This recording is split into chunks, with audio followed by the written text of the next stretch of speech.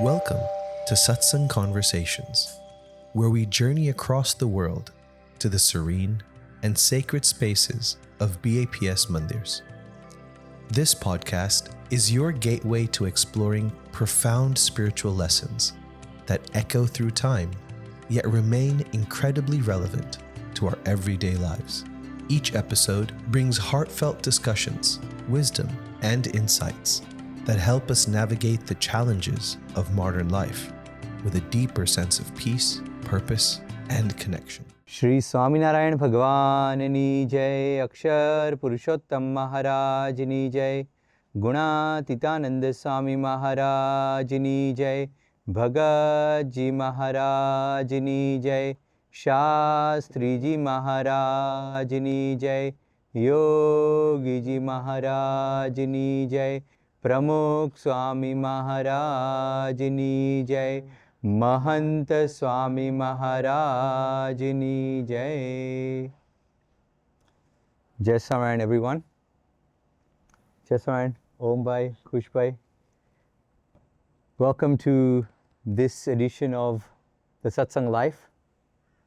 Today we're going to be talking about one of the paramhansas of Bhagwan Swaminarayan, Nishkulanand Swami. Imagine it's 18 June 1804. And in a small village in Gujarat called Kalwani, Bhagwan Swaminarayan is there, a 23-year-old charismatic young luminary that has just come to Gujarat a few years ago. And in front of him are 500 to-be paramhansas. Some have come from kingdoms, some have come as sadhus, some have come from merchant classes, some were rulers of their town, some were rulers of their kingdom, some were great businessmen, and they came from across Gujarat and across India, and he initiated them in one night. Mumbai, can you imagine your parents or somebody of your parents or grandparents say sitting in front of you? Everyone would run over. So that was the dynamism and magnetism of Bhagwan Swaminarayan. And it's said in the Sampradaya scriptures that there were some 2,000 to 3,000 paramhansas, but the first initiation was in Kalwani on this night, and 500 paramhansas. And Brahma Swaminarayan saying 500 paramhansas means each one had 500 stories. 500 paramhansas, 500 stories. That was fascinating. Each of those paramhansas, they were very, not just talented, but they had significant powers as well. Just for example, if you look at Vyapkanand Swami, he had so much yogic mastery that he was able to transplant a jeev from a mosquito into a horse and bring the horse back to life. We've heard about heart transplant and lung transplant or kidney transplant, but what about jeev transplant? These are the powers that Maharaj's paramahansas had. And beyond that, there was Gopalanand Swami. When he installed the murti of Hanumanji in Sarangpur, he'd put so much Aishwarya, so much divine power into the murti that the murti would continuously shudder. And afterwards, Gopalanand Swami had to touch a stick to Hanumanji's murti and make it still. So this was the kind of power that the Paramahansas had. They still have that stick on display there in the mandir today. Yes, it's there. Yeah. So whenever you go to Sarangpur, make sure you do darshan of that, so that we can remember the power of these Paramahansas. In the same way, there was Nityanand Swami. His powerful intellect. He was so wise, he'd studied the 4 Veds. We probably haven't even seen the Veds. But Nityanand Swami, before he became a sadhu, his name was Dinmani Sharma. And he'd studied the 4 Veds. And he was so brilliant that after becoming a sadhu, that whenever he would go to any debate, he would take several carts of books with him. And when he would arrive there, then no one was able to defeat him in any of the debates. He was so intelligent. And people feared him so much for his intellect that when they heard that Nityanand Swami will be coming for this debate, then many would even accept defeat before they even reached the debate. That's how intellectual Nityanand Swami was. And today we want to talk about, we could go on and talk about each of the paramhansas, and we'd be here forever. But let's just focus on one Paramahansa today, which is one of my favorite. And his life is fascinating, and that is Nishkulanand Swami. Because Nishkulanand Swami had this very simple background, yet he wrote Bhakta Chintamani and 22 other books. He wrote 23 granths in total. Someone who was of that background, you wouldn't imagine that he could have such a elevated spiritual status, such a simple life, yet high thinking. And what really touches me about his life is the paradoxes. That you see these extremes in him. For example, he was, in the worldly sense, he was illiterate yet genius. So he had no formal education. He had a very simple family background. And yet the scriptures he wrote, you would think that somebody who has studied the Shastras for years, somebody who studied poetry for years, poetic meters, they wouldn't be able to come up with that. So that was one of the things that really attracts me to him. The second thing was, he's known as Vairagya Murti Nishkulanand Swami. Yet he had this bhakti about him as well. So he was detached yet devoted. He had the Vairagya, but it wasn't just a dry Vairagya. It was a Vairagya that was born out of bhakti, and it was a Vairagya that was conducive to bhakti. So that's another element, another paradox, if you will. And then the third thing was that because he was Vairagya Murti, inwardly and outwardly, he had a simple life. He wouldn't enjoy any pleasures. He would do extra vrat stuff, upas, and he would make his body and influence, and on purpose he would put his body through tough austerities, tap, if you will. And he lived a very simple, comfortless life. Yet he was content. He was comfortless, yet content. So that's another paradox, and that's why his life was full of these paradoxes. That's not just Nishkulanand Swami, it's all the Paramahansas. But these couple of qualities really attract me to him. Swami, we've heard about Nishkulanand Swami's work, but we don't know a lot about his background, his upbringing, what caused him to become a sadhu. Could you shed some more light on that? Nishkulanand Swami, well, before he became a sadhu, he was brought up and born in a small village called Shekpat, which is near Jamnagar. And he was born in 1766. And Nishkulanand Swami, his parents, Rambhai and Amritba. And by Atmanand Swami's blessings, they were graced with a son, Lalji Suthar, that was his name. And Nishkulanand Swami, or Lalji Suthar, as we know him, he stayed on this earth for 82 years. So, in short, that's what Nishkulanand Swami is from birth to death.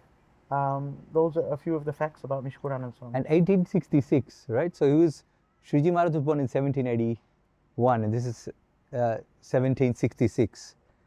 So he was older than Maharaj, some 15 years older.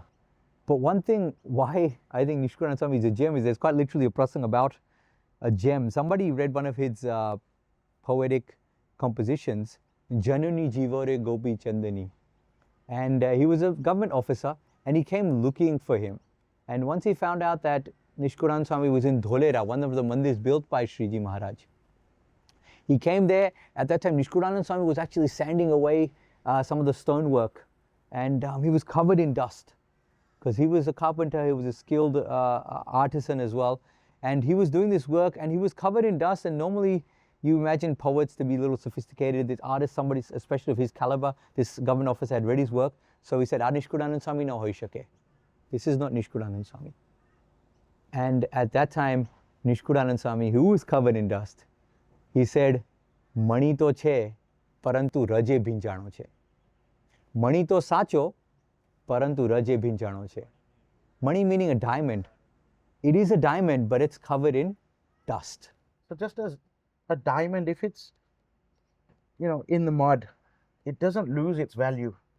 In the same way, when a sadhu wears torn clothes or looks very simple, that doesn't mean his glory is any less. And that's what these Paramahansas were like. This is what Nishkulanand Swami's life was like. And that's why he's such an inspiration to us. And that's why we're talking about Nishkulanand Swami today.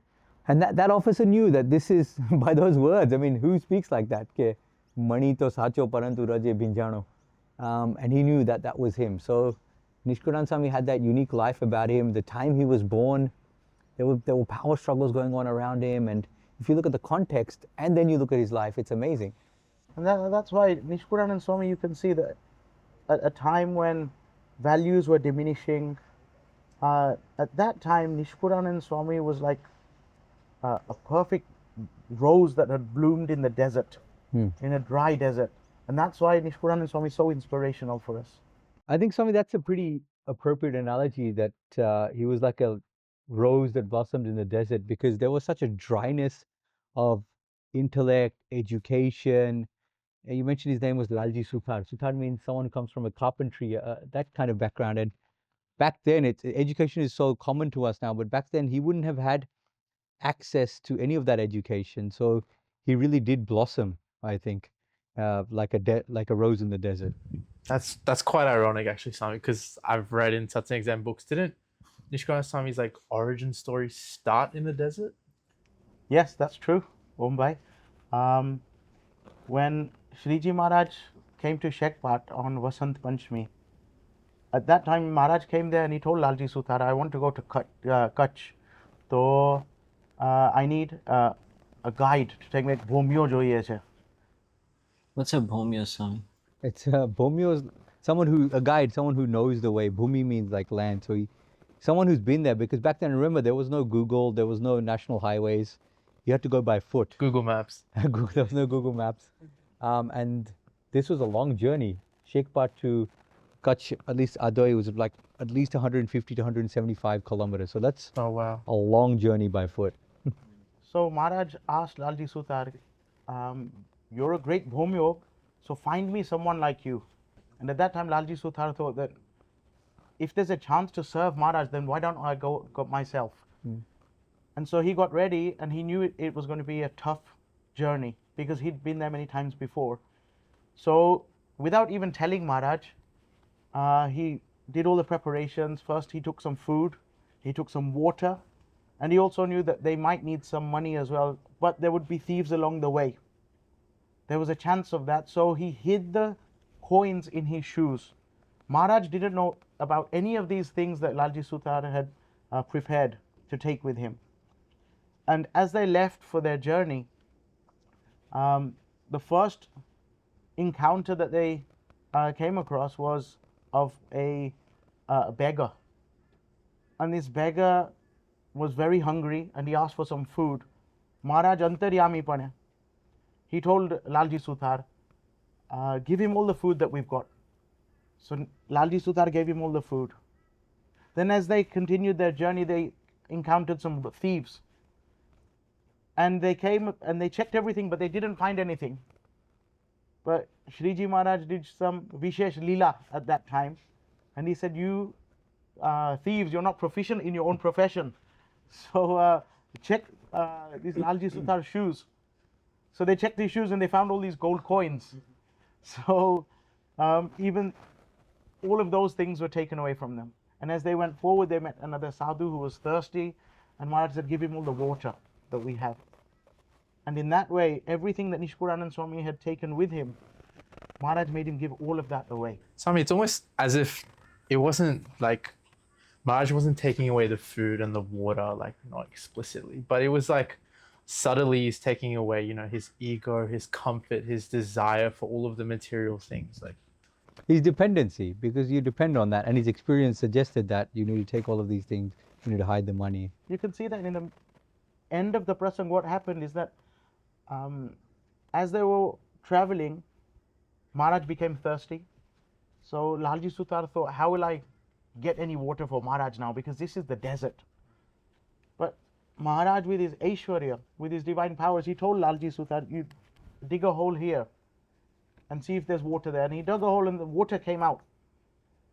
And he tasted the water of it. When you find water in the desert, it's never going to be sweet, it's always salty. But he took the water out and he tasted it first, and it was sweet.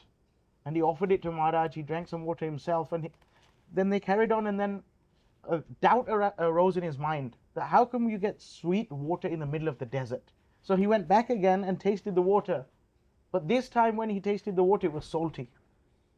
So from that present, he realized that just by Maharaj's divine powers, that they were able to find sweet water in the middle of the desert. It highlights his samarpan as well, right? As we all know, when we do dan, we always have like a plan B, like or plan C or D in our case. We think we know that Bapa or Maharaj is there for us, but we don't realize that he's our plan A all the way to Z, which Lalji Suthar had already established. He's always back going to be then. there for us. Yeah. Yeah. So once they got to Kutch, then Maharaj said, "Look, I'm hungry, so go and find some food." So first, Lalji Suthar must have been a little bit annoyed, as you can imagine, because first Maharaj made him give everything they packed. Made him give everything away. So he said, "Maharaj, where shall I get food from?" So Maharaj said, "Go and beg for food." But then Lalji Suthar questioned. He said, "Swami, Maharaj, this is my in-laws' village here, Adhoi. How can I go and beg for food there?" So Maharaj said, "What if I disguise you in a way that no one will recognize you?" So he said, "Then fine." So Maharaj gave him a dress as a sadhu. In those old days, it was called an alfi. So he gave him a sadhu's dress and shaved his head, and he sent him off to Adwai. And he got there and he started begging for food there. He knocked on the door of his in-laws. His wife was there at that time as well. So it must have been a very tough challenge for him to go and do this. Imagine going to beg for food at your own family's home. And this wasn't a fancy dress, it was for real. So he knocked on the door. First, Lalji Suthar's mother opened the door and she saw that this is Lalji Suthar. Obviously, they would recognize their own son or son-in-law. And she thought, he's in a sadhu's dress, he's given up sansar. With that worry, immediately she called Lalji Suthar's wife and their children, with the thought that if they come there, then from within his love and attachment for them will sprout again, and he'll think about coming home. But at that time, Lalji Suthar was so firm that he said, "Look, Shriji Maharaj is here in the village, he's hungry, I've come to beg for food. If you want to serve Maharaj, then give me some food to take to him. But don't talk to me about coming back into sansar." And this was his detachment, and he was very firm and very serious, and his family supported him in that way, and they gave him the food to take to Maharaj, and he went and gave the food to Maharaj. And afterwards, this is where his composition work started. So soon into his sadhu life, he's just become Nishkulanand Swami from Lalji Suthar. And at that time, Maharaj ek chandlo karyo humne, and he gave him ashirwad ke whatever you write now will become poetry. Whatever you pen will become a poem. And the first scripture he wrote was there and then, at the end of that yatra, that desert journey. And he was there in Kutch, and Maharaj told him that write a scripture about the sufferings of hell, what we call Yamlok. And the pap that you do, you go there, you suffer for countless years. And Nishkulanand Swami was like, well, how can I talk about a place I haven't been to? You can't describe an experience you haven't had. So Maharaj put him into Samadhi and he sent him into Yamlok as a visitor.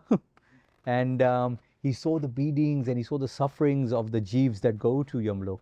And he came back to his physical body and he wrote a scripture called Yamdand. And that was one of 23 scriptures that he wrote in his lifetime. But it began after this prasang, after he became Nishkulanand. And that was the first scripture that he wrote. Sorry, let alone writing a scripture, but at that time, from what I understand, again, a history lesson, but I think at that time, just going through formal education was becoming a rarity, or at least if you weren't from a high caste or like elite family or weren't a Brahmin, I don't think you had any reason to be educated. You just learned your family trade at home. Correct. Like you said, he was a Suthar, so he was learning carpentry at home. And yet, Nishkulanand Swami, he wrote a book without any training, and we go on to see his later composition. It had perfect meter, perfect structure. It was full of philosophical depth, and he did that without going to a single class, single school. So how was that achieved in his lifetime? I think it was waiting to happen. Maharaj, who was waiting to find him, he was waiting to find Maharaj. And we see that in his scripture that he also attributes all of it to Maharaj's Krupa and the son's Krupa. So for example, in Bhakta Chintamani, which is one of the most famous scriptures that he wrote, It describes Maharaj's divine incidents, describes Maharaj's life, it describes the niyams of santos, hari bhaktos, and all the miracles that Maharaj performed in his lifetime. And it talks about Pragat Bhagwan as well. So he begins and ends with the Sant in that. After doing the Mangalacharya in chapter 1, in chapter 2, he actually talks about Eva Santane Namuhu Shisha. Sant Krupai Sukha Upaje, Sant Krupati Sare Kama, Sant Krupati Pamiye Purana Purushottama Dhama. So you have happiness, you have joy, you have all achievements, and you have mukti because of Sant Krupa. And at the end as well, he talks about Pragat Bhagwan and Pragat Sant. In the Sampradaya, being Pragat Vato, Pragat Vartamanare, Pragat Bhakta, Pragat Bhagavanare. So he's talking about Pragat Bhagwan Shriji Maharaj, but also about the Pragat Sant. Now this is also quite interesting that he had Maharaj, but he also sung glory of the Sant Krupa. એટલે પ્રગટ સંત મળવા જોઈએ, ભગવાનના ધારક સંત મળવા જોઈએ, અને એની કૃપા થાય.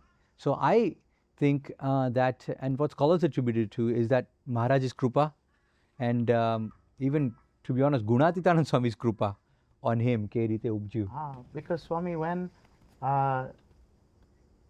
before they even became sadhus, Lalji Suthar and Murji Sharma, later known as Gunatitanand Swami, they used to get together at night and do goshti. Now, how much cup and shraddha must they have had? They used to walk 3.5 gav, which is about 10 kilometers. They would have to walk and meet at each, and they would meet at a Shiv Mandir right in the middle. And this would be after the evening's work would be done. The whole day's work is done. They would go meet, do goshti for the whole night, and then they would walk back. So in essence, every day they would be walking about 20 kilometers. Now imagine in our day and age right now, we don't even have time to walk 3, 4 or 5 kilometers. But they must have had so much shraddha. One, to do goshti, and each other would have had so much shraddha that the other person would turn up there, because there was no WhatsApp or mobile phone or I'll be there in 5 minutes or 10 minutes or I'm getting there at this time. But they must have had so much shraddha and utsa to talk about Bhagwan's glory, and at the same time, by doing samagam of Gunatitanand Swami, of Murji Sharma, he must have had the mahima of the Sant rooted in his thoughts from that time. It's fascinating, right? I think if you look at the age gap, there was like 19 odd years between Murji Sharma and Lalji Suthar. Yeah, it was a big age gap. So it would have been like me and someone my dad's age doing like a goshti and like being equals in a sense. But still, the Samagam, we understand from his works, from the respect he gave him, from the Sampraday's history, that Nishkulanand Swami, though older, gave Gunatitanand Swami that respect. So Murji Sharma gave, Murji Bhakt was given respect by Lalji Suthar. And so, as Swami said, that the cup and the Samagam they had, that those seeds were planted. He would go back to Shekpat, Murji Bhakt would go back to his village of Bhadra, and later, years later, in Nishkulanand Swami's works that came up. So I think the reason was that the seeds of Sant Samagam were planted and Maharaj's Krupa, and they came together in Nishkulanand Swami to form Bhakta Chintamani and these other 22 odd books, you know, from the other book that the main composition was Nishkulanand Kavya, and that contains a variety and range of books that show his literary genius as well. So Nishkulanand Swami wrote this variety of scriptures. I mentioned Yamdand, then Bhakta Chintamani, obviously one of his biggest, longest works.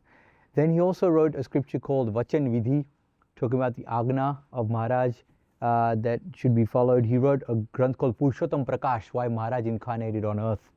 And he wrote this whole variety of scriptures which talks about everything ranging from Maharaj's Leela to his Sarva Paripanu, to scriptures talking about the mentality of a Hari Bhakt, to scriptures talking about, Papa ne Punya, to scriptures talking about Prapti no Kef. It was a whole range of topics that he covered, from Updesh to Leela to Mahima. And even today, people listen to it, sing them, and get inspiration from them. Chosatpadi was one of those granths as well. And in that, an interesting fact about the Chosatpadi is that after Nishkulanand Swami wrote the Chosatpadi, it was burnt multiple times. Why? Because the Chosatpadi talks about the qualities of a true sadhu and a false sadhu.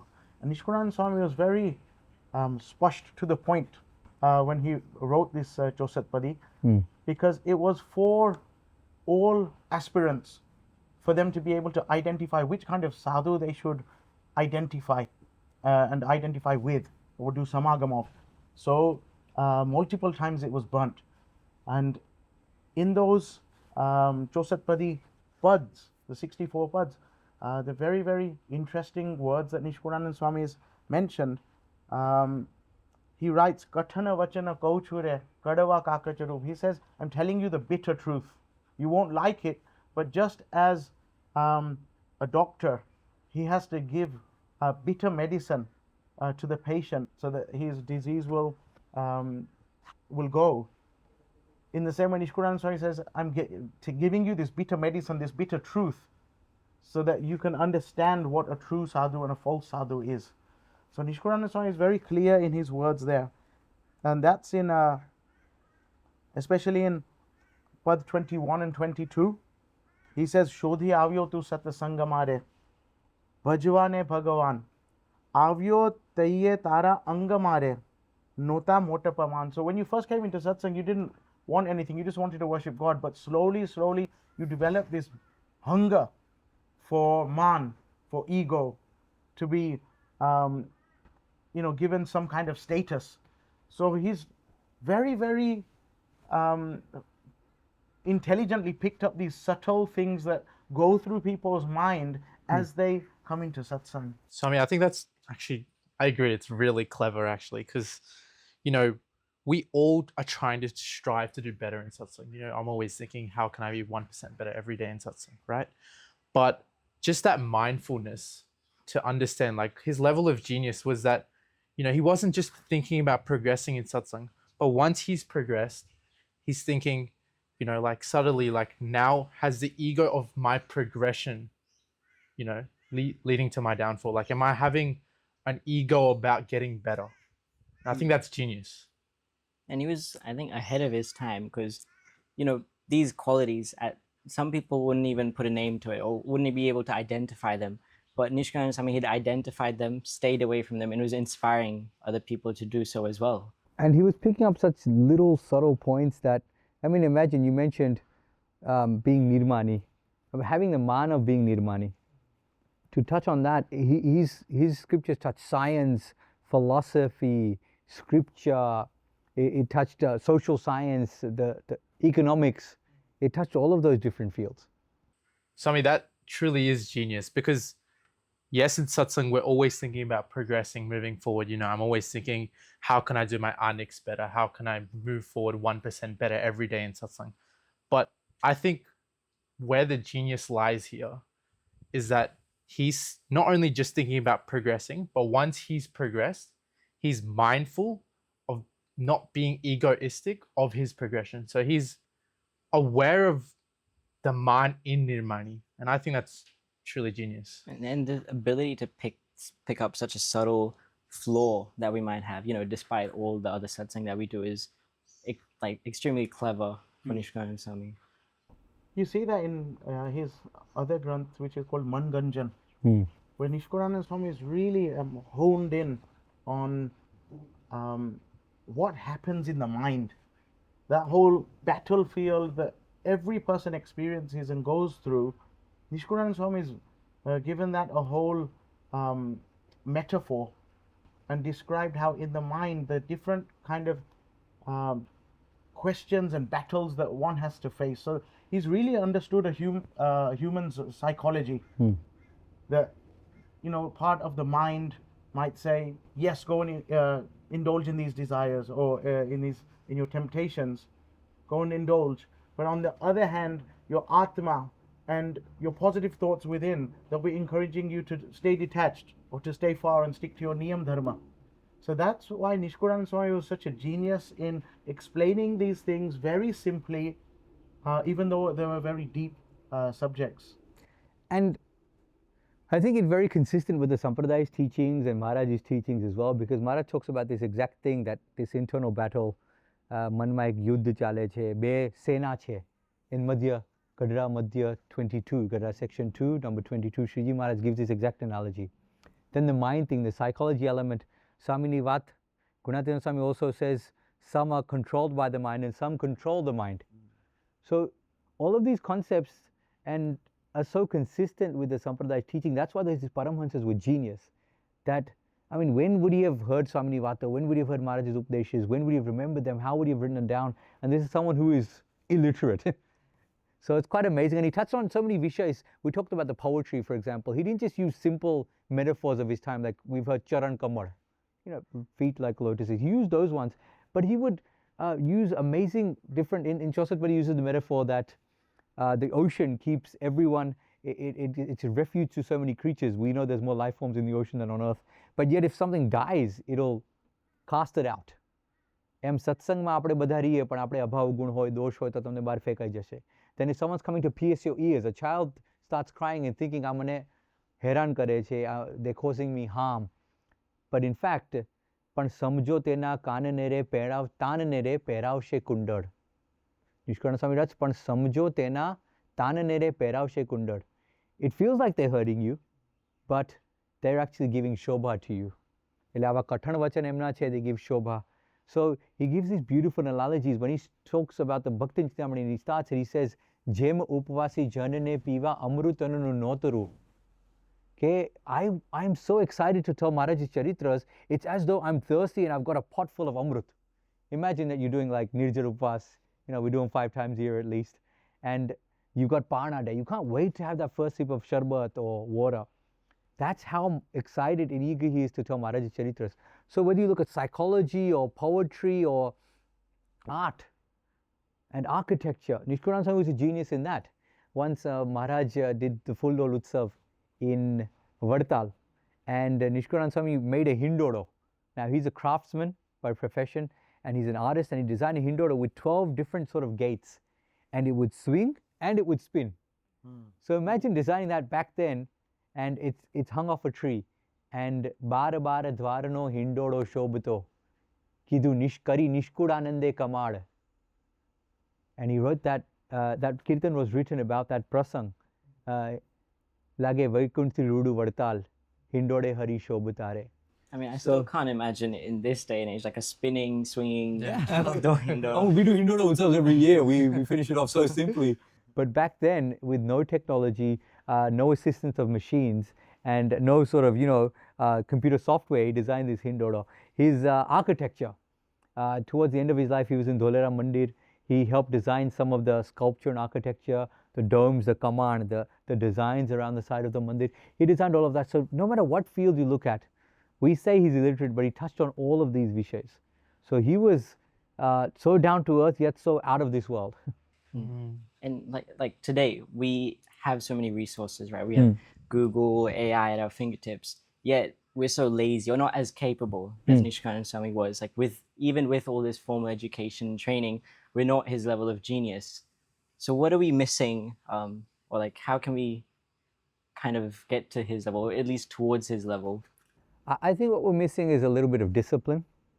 And also, I think the biggest thing that Nishkulanand Swami had on his side was Maharaj and his attachment to Maharaj. So in a worldly sense, we say he achieved something by writing something. But he achieved something, he had that knowledge because he gave something up. You cannot achieve something without giving something up. Some attachment or achievement only comes after detachment and giving up. So I think that is what made him different.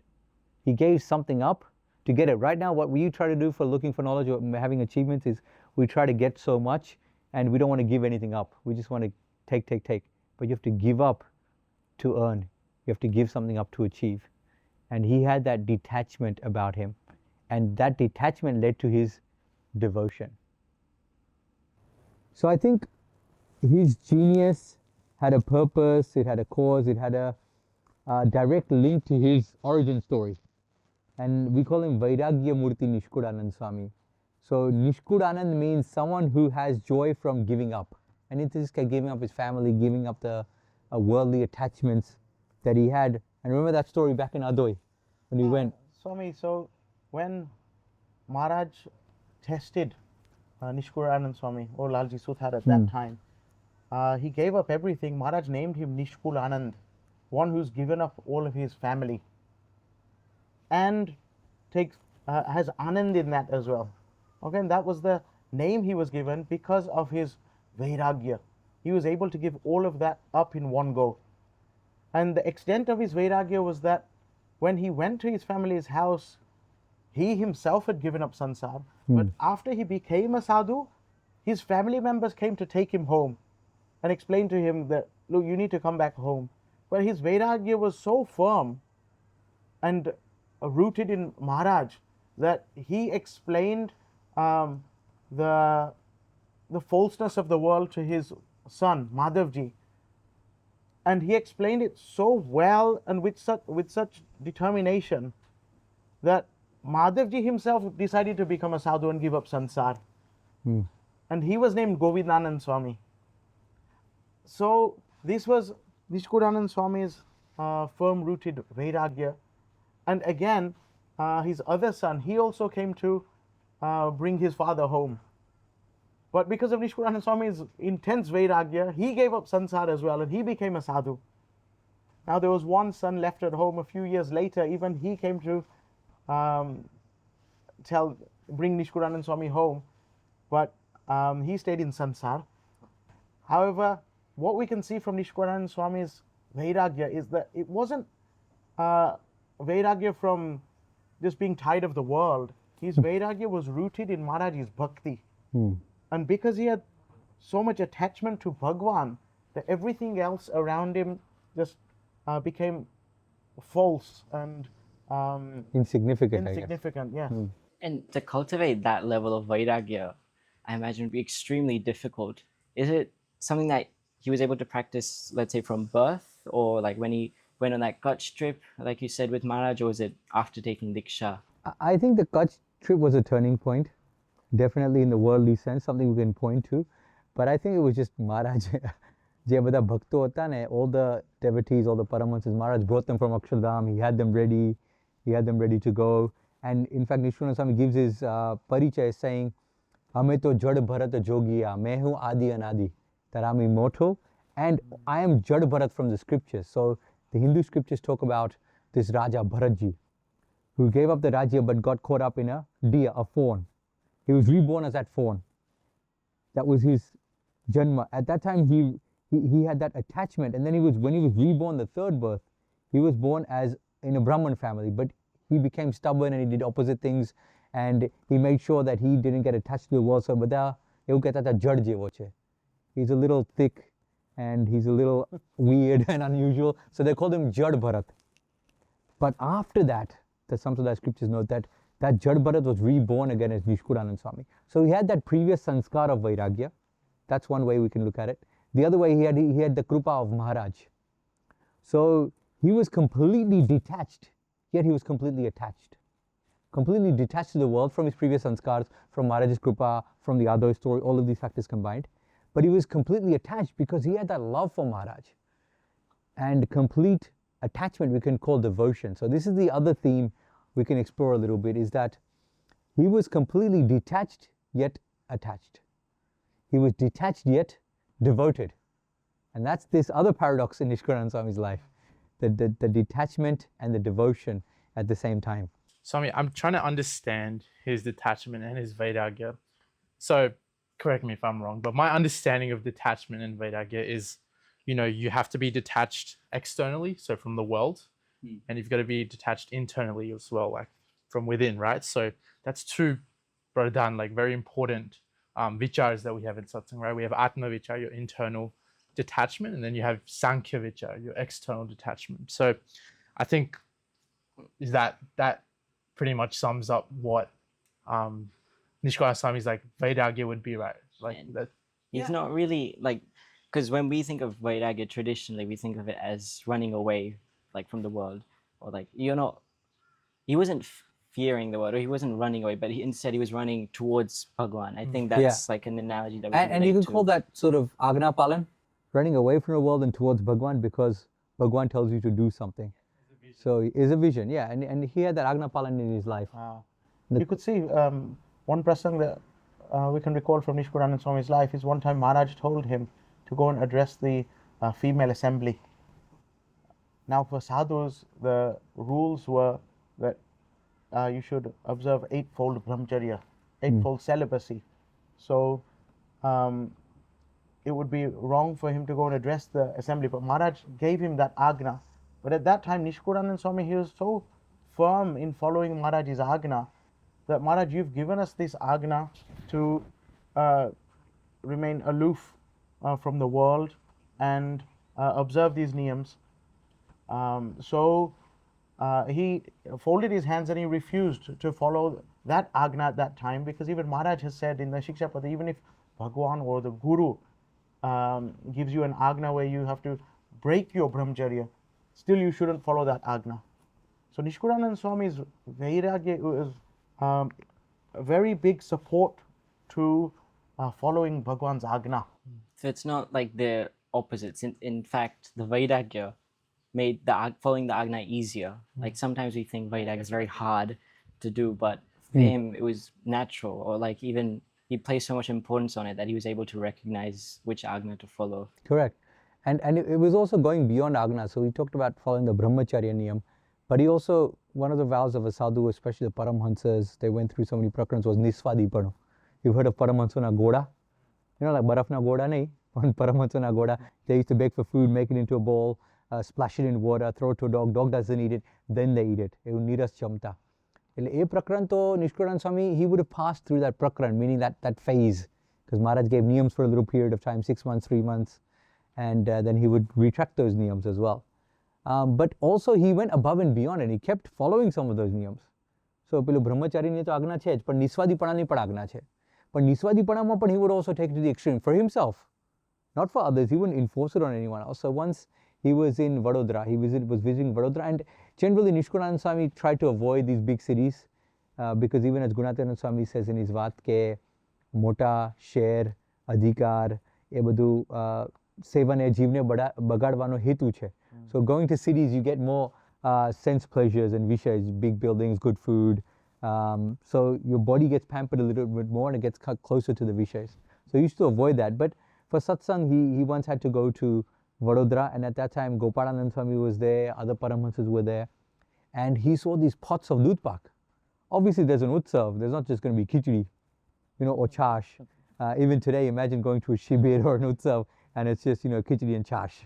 There's so many things on the menu. So back then Maharaj ne, Paramhanso ne, Motera હરિભક્તો ને બધાને ઉત્સાહ હોય કે જમાડી આટલા બધા ભક્તો આવે છે તો દૂધ પાક રાખ્યો હશે. And that time he had those cans, and Nishkulanand Swami started getting nervous. મૂંઝાઈ ગયા કે આવું બધું હોય, દૂધની જાહો જલારી રેલમ છેલ થતી હોય, where you have pots of milk flowing. How can I stay in such a place? And he wanted to leave. And Gopalanand Swami understood his predicament. And he had all the pots of milk, took it to the extreme. But Nishkulanand Swami would have been such a senior, respected sadhu that he had those pots of dudh pak spilt and poured. And he said, Nishkulanand Swami, a big sadhu, is here. He's going to talk about Vairagya. He lives and breathes Vairagya. And that's born out of his love for Maharaj. So let's respect that. And he had that dudh pak poured out. So imagine that he had the brahmacharya, he had the niswadipanu. He wanted to make sure that he comes in contact with no vishayas. And that was why he was known as Vairagya Murti. But he was also Bhakti Murti. That's the a paradox that we see in him. I think the one thing I really like about this prasang is that it shows like the dangers of detachment isn't from like bigger cravings. It isn't from like, you know, like bigger attachments, but it's like the micro attachments. It's things like, you know, scrolling for a bit longer on your phone. It's, you know, making that decision of should I eat something, should I not eat something? It's those micro decisions that create a bigger impact over time, right? If you think of like a dam, right? You have a small crack and over time it widens up, gets bigger, right? That's how Vairagya works. And I think that's what Nishkulanand Swami like mastered.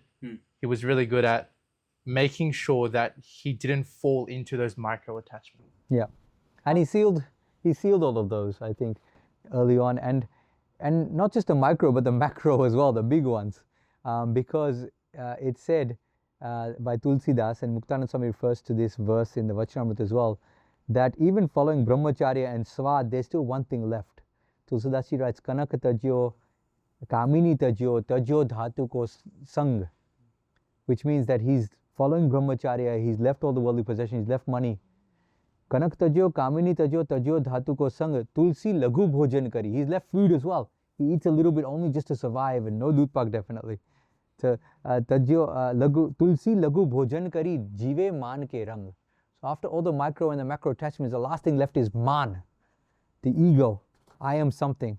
And Nishkulanand Swami didn't have that in his life either. And, You could see that from when Maharaj, once he was in Garuda, and he mentioned in the assembly that I want to make Nishkulanand Swami the Mahant of Garuda Mandir.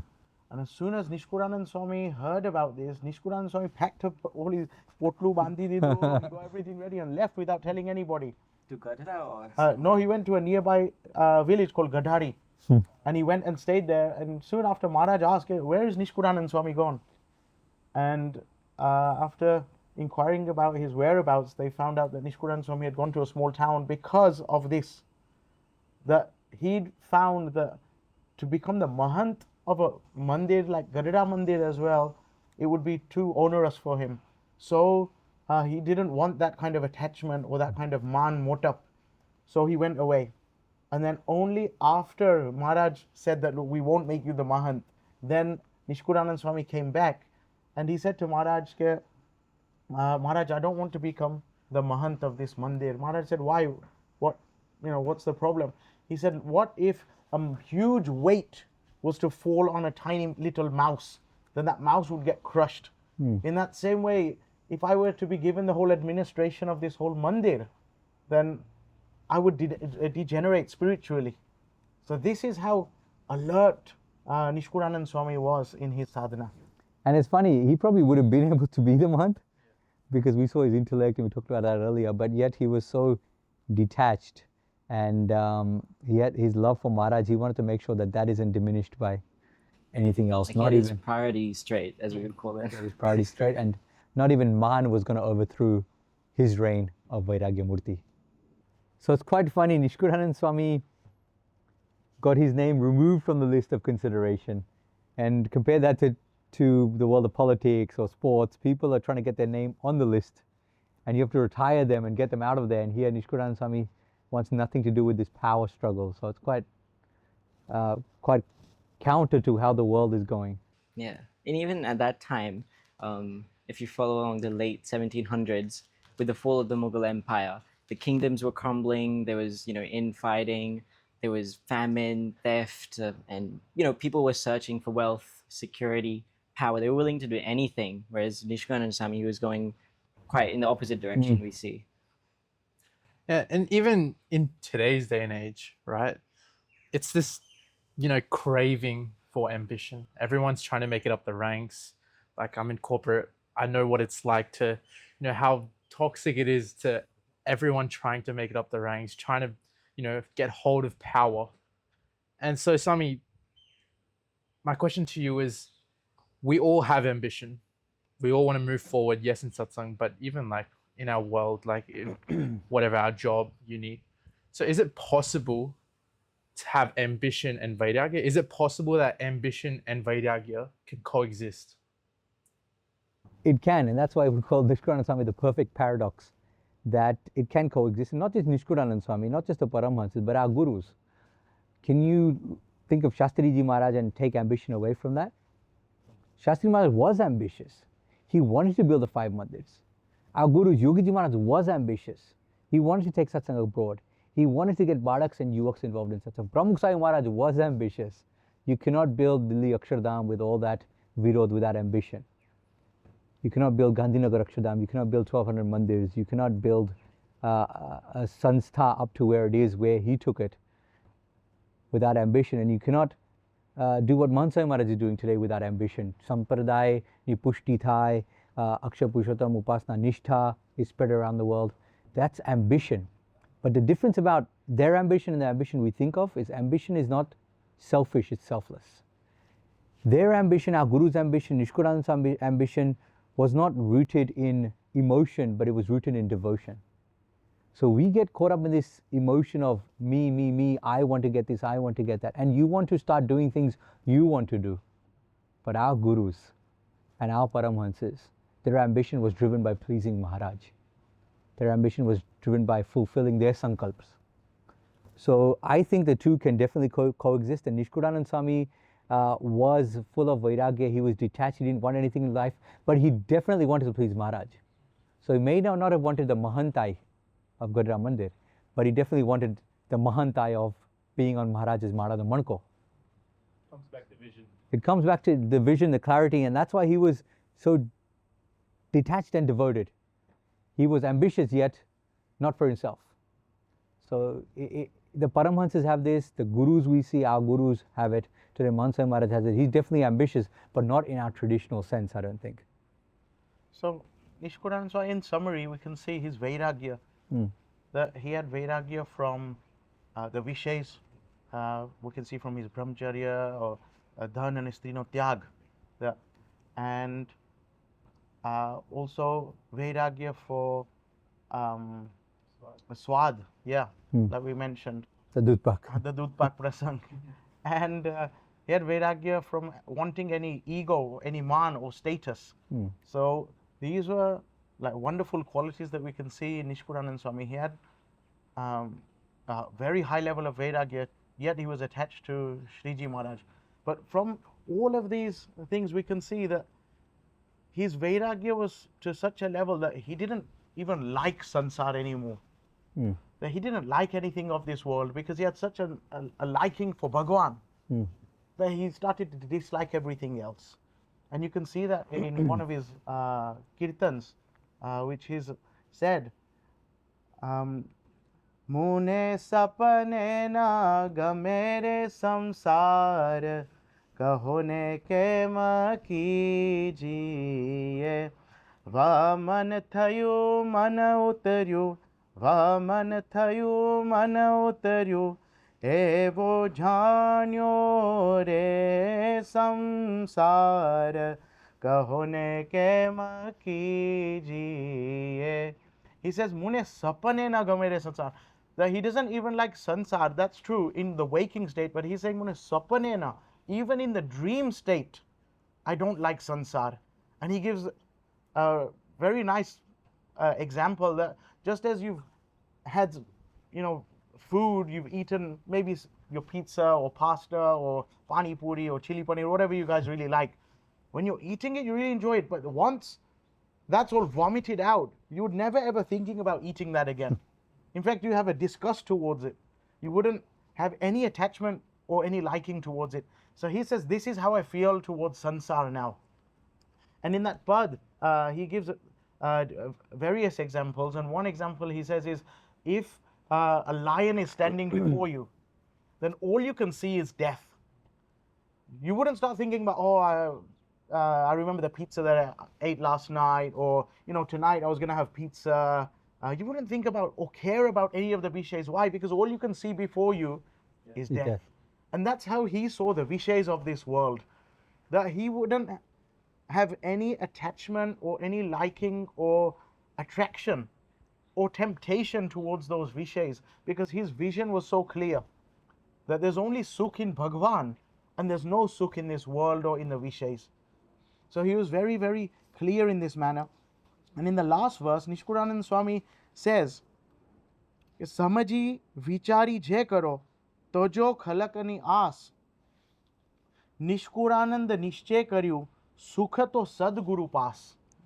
He says, Samji vichari, that I've thought about this in depth. It's not just a whim that I woke up this morning and then I was fed up of the world, but with deep thought, I've contemplated on this Vishay about there being no happiness in this world, and true happiness kya che? Ye to Sadguru paas che, by the Ekantik Sant, by Bhagwan. That's where true happiness is, and that's what Nishkulanand Swami tells us and gives us this Updesh in this wonderful pad. And that Sukh to Sadguru Nipas, I love that line because it shows his origin story as well. It shows what our gurus have thought about. He's put deep thought into it, that the Tyag isn't just for Tyag. It's not like you saw your parents die and you suddenly have Tyag, or you had to cremate someone, or you lost everything you owned, or your factory or your business burnt down and then you had Tyag. It's not like a Chatkin or Vairagya. It's not a decision on a whim. It's firmly rooted in devotion and bhakti towards Maharaj and Swami, and that's what Tyag is. And I want to bring up just a quick shlok here. Bhagwan Swami Maharaj writes in Satsang Diksha Shlok 286, Tyago na kevalam tyagas, tyago bhakti mayastvayam. That it isn't just Tyag for Tyag's sake, it's Tyag rooted in bhakti. That's why we say that he was detached yet devoted. Bhagwan Swami Maharaj says, Parityago hyayam praptum akshara purushottamam. that this tyag in the Swaminarayan Sampradaya, Nishkulanand Swami, our gurus and our santos, and in our Hari Bhaktos today, whatever tyag they do, it's not empty tyag. It's not shushka tyag. It's a tyag that flourishes in the garden of bhakti. It's a tyag that takes you closer to Bhagwan. And it's a tyag that brings about prapti no kef.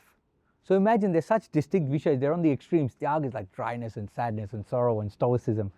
And bhakti and kef and prapti are on the other end. Yet seamlessly these two combine in the Swaminarayan Sampradaya, in the paramhansas like Nishkulanand Swami, and in the words of our Guru Shriji Maharaj, that this tyag is to attain Akshar Purushottam. So tyag and prapti, this detachment, this lack of comfort is directly connected to his contentment. He has his prapti no kef, and that's in his words, it's in his pads as well. When he says... Definitely, you can see in lots of his kirtans, he's talked about prapti. Like Sahajananda Sindhure, Ajamare Ulatyare. He's given an example of an ocean. And Bhagwan Prapti, it's an overflowing ocean. And Nishkulanand Swami himself, he immersed himself in that prapti. So many pads he's linked to these kind of examples about the amazing prapti that he's attained. And time and again you see that. And he talks about Pragat Bhagwan, Hari Smriti Granth, for example. He isn't just someone who's sad and depressed because he's given everything. Swapnina Game Sansar. He doesn't like Sansar, but he loves Maharaj. And because of that, he talks about Hari Smriti, Jamta Joya Che, Nene Nirkya Che. He describes the Leelas of Maharaj. He talks about Bhagwan coming towards him. There's a pad, one of my favorites, Ghanshyam Bapa, Ghanshyam Chandra Swami used to sing it in front of Pramukh Swami, Lat Kado, Lat Kantore Avyo. That Bhagwan is coming towards you, he's dancing, he's with you, he's in front of you.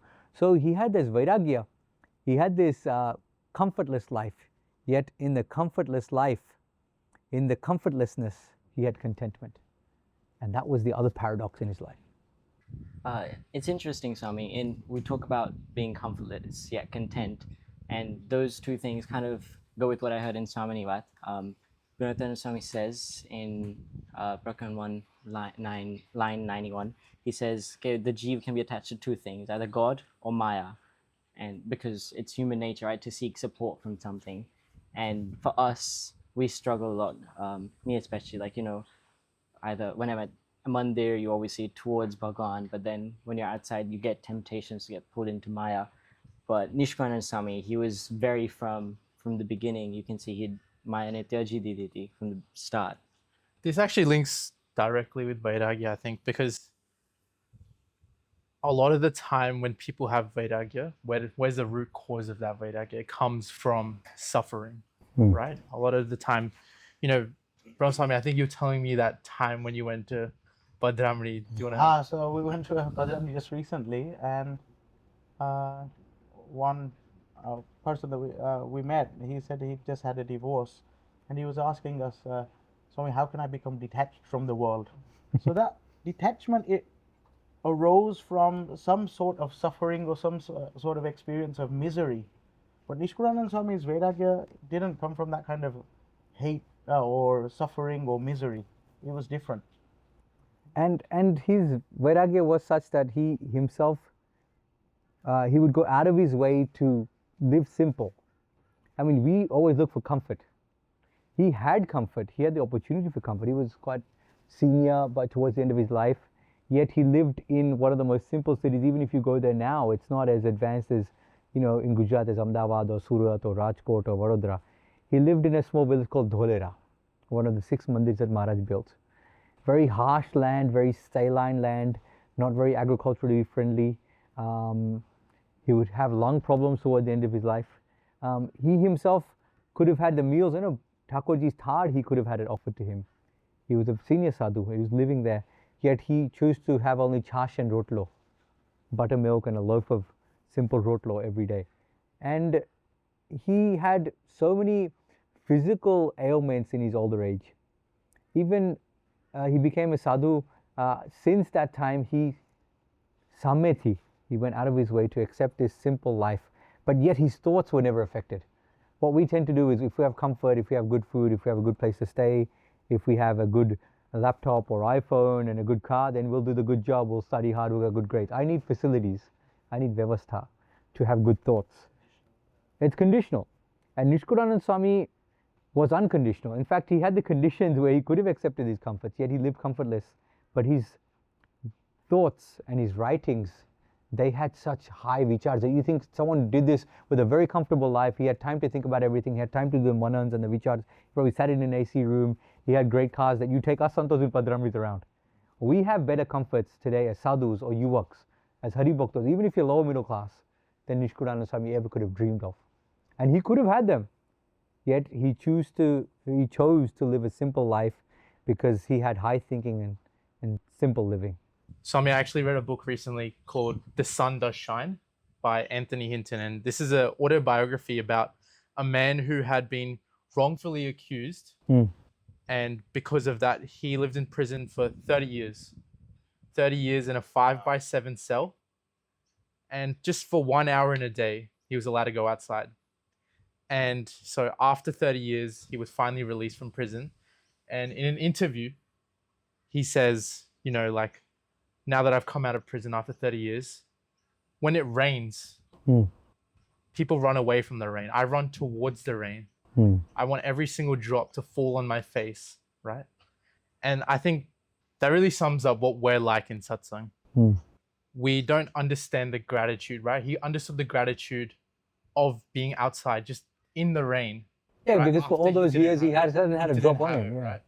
And so in the same way in satsang, like, until we have the prapti, like we fail to understand the prapti because we've got it so easily.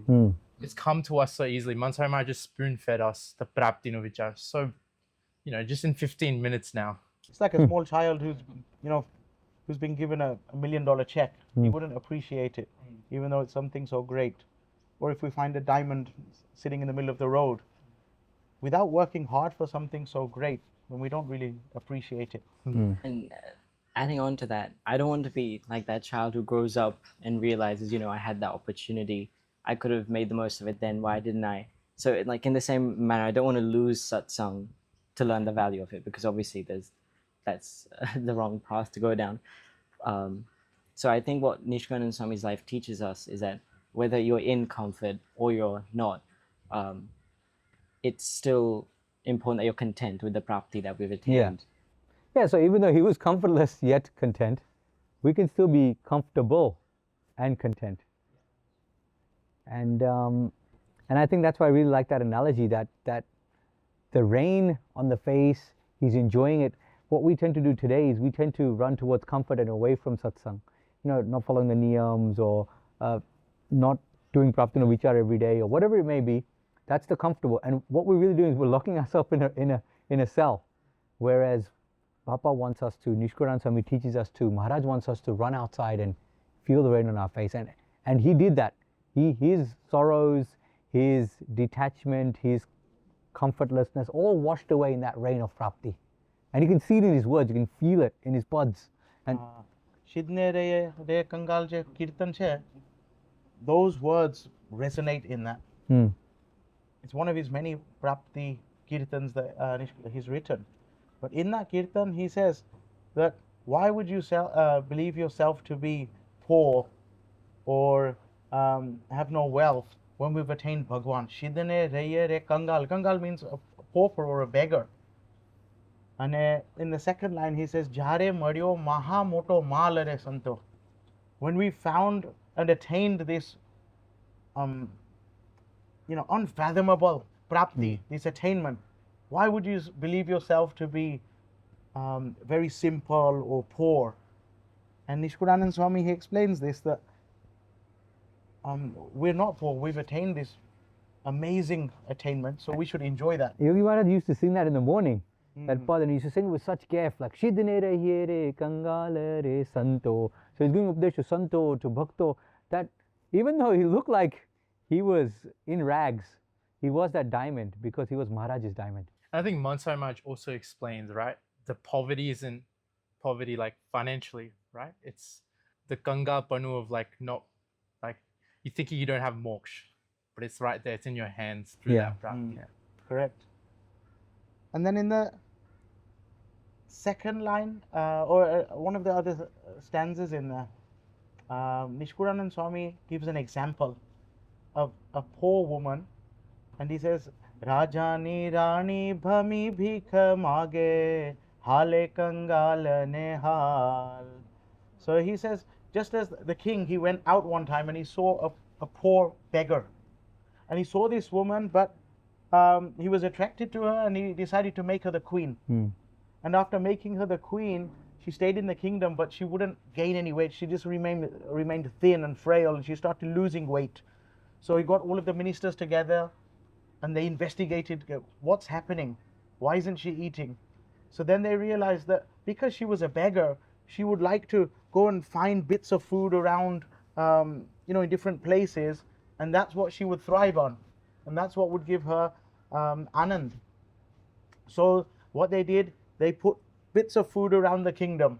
They hid them in small little places, put them around on the floor, and then they shut all the doors. Everyone left, and she started picking those bits of food up and eating. When she was a queen, she could have had the most wonderful, luxurious food and delicacies on her plate.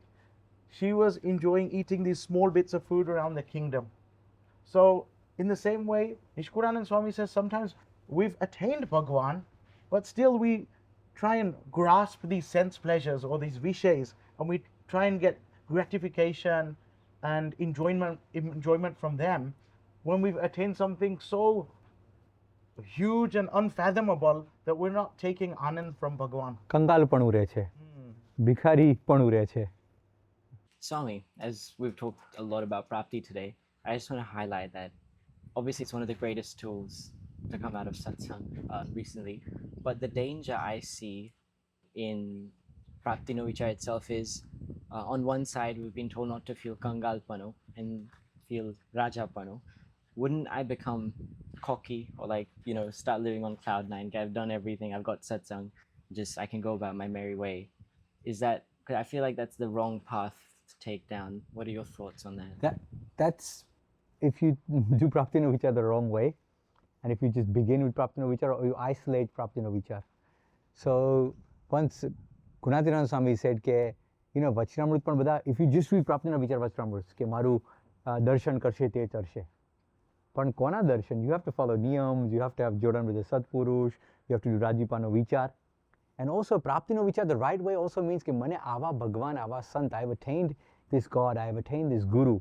Nishkulanand Swami had attained Maharaj, and yet in his Prapti he didn't start going, well, I have Maharaj, I went to him with Advai, I followed all the niyams, I have Brahmacharya Vrat, I'm doing tap, and I can eat whatever I want and do whatever I want now because I have Maharaj.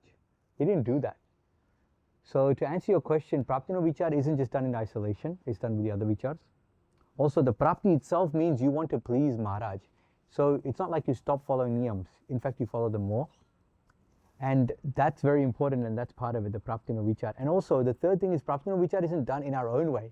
It's done by the way that we've been taught by our Purvaj, our ancestors, the paramhansas, our gurus. So Mahansa Maharaj is Prapti no Vichar, but he doesn't do it in a way where he just stops following the niyams and he teaches us to stop following the niyams. So I think that is what Mahansa Maharaj is trying to teach us, that just do satsang and you'll learn about how to do Prapti no Vichar properly.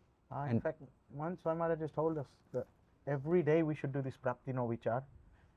And by coincidence as well, we're talking about Nishkulanand Swami. So Mahansa Maharaj just said every day we should sing the pad, Mano Mariche Moti Vat. And in that he's said that every day we should think about this extraordinary Prapti and સાથે સાથે એનું જતન કરવું, that we should take care of this Prapti to make sure that we don't lose it. So that's a very important thing that he says, Mano mari che moti vat, hath avi tema hare jore. Make sure you don't lose it. Kari jatana divas rat. That means take care of it day and night, as if you've attained something so important and precious that you would keep it so safe to make sure that it wasn't taken away from you.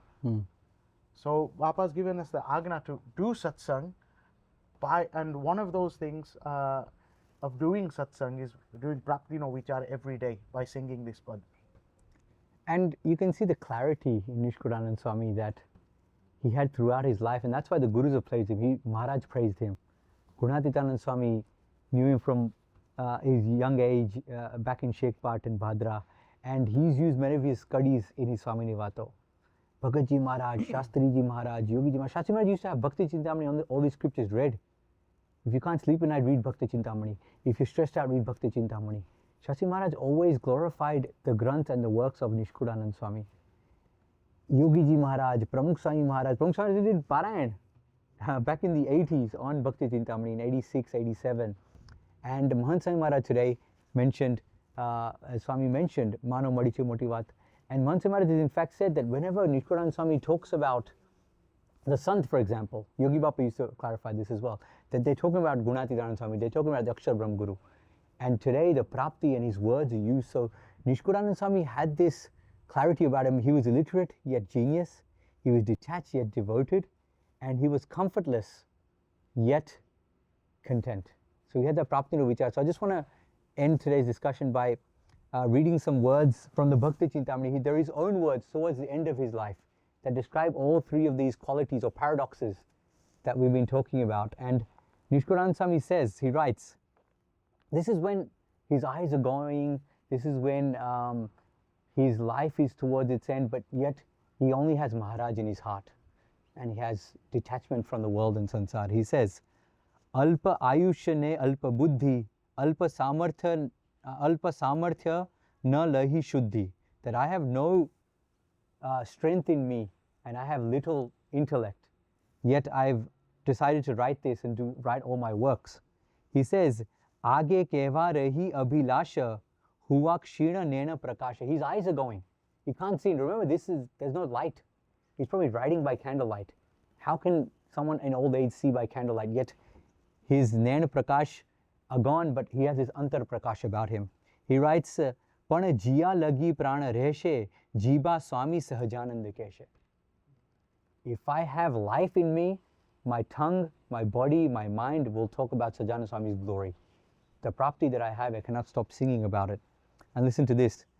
Kana nahi sune bijo uchara, netra nahi juve bijo akara, tvacha nahi kare bhetya bijani, nasa nahi leye sugandhi nani.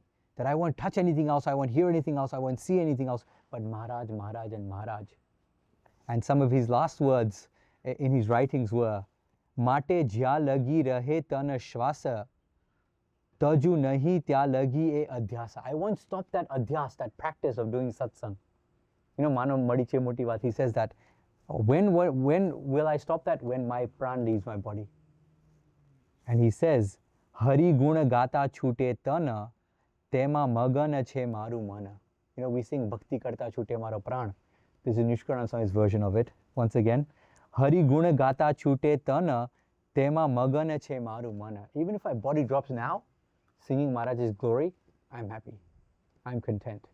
And that's the state that the Paramahansas lived in. That's the state that Mahant Swami Maharaj lives in now, and that's the state he wants us to live in.